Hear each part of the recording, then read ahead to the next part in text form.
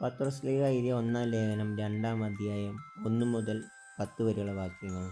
നിങ്ങൾ എല്ലാ തിന്മയും വഞ്ചനവും കാവ്യാടവും അസൂയയും അപവാദവും ഉപേക്ഷിക്കുകയും രക്ഷയിലേക്ക് വളർന്നു വരേണ്ടതിന് നിങ്ങൾ പരിശുദ്ധവും ആത്മീയവുമായ പാലിനു വേണ്ടി ഇളം പൈതങ്ങളെപ്പോലെ ദാഹിക്കുകയും കർത്താവ് നല്ലവനാണെന്ന് നിങ്ങൾക്ക് അനുഭവിച്ചറിഞ്ഞിട്ടുണ്ടല്ലോ.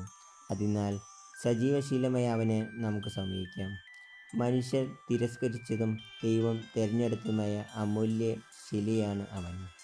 നിങ്ങൾ സജീവശിലകൾ കൊണ്ടുള്ള ഒരു ആത്മീയ ഭവനമായി പടിയുയർത്തപ്പെടട്ടെ. യേശു ക്രിസ്തു വഴി ദൈവത്തിന് സ്വീകാര്യമായ ബലികളർപ്പിക്കുന്നതിന് വിശുദ്ധമായ ഒരു പുരോഹിത ജനവുമായി ചെയ്യട്ടെ.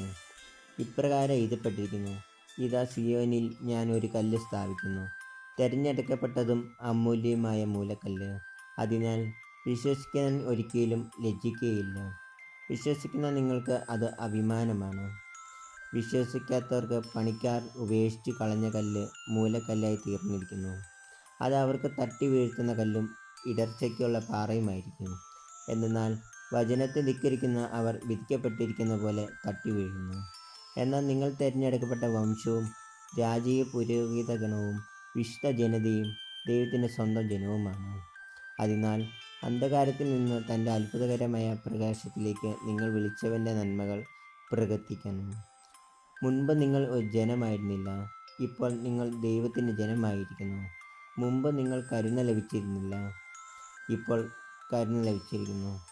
മർക്കോസ് എഴുതിയ സുവിശേഷം 3-ാം അധ്യായം 31 മുതൽ 35 വരെയുള്ള വാക്യങ്ങൾ. അവൻ്റെ അമ്മയും സഹോദരന്മാരും വന്ന് പുറത്തു നിന്നുകൊണ്ട് അവനെ വിളിക്കാൻ ആളയച്ചു. ജനക്കൂട്ടം അവന് ചുറ്റും ഇരിക്കുകയായിരുന്നു.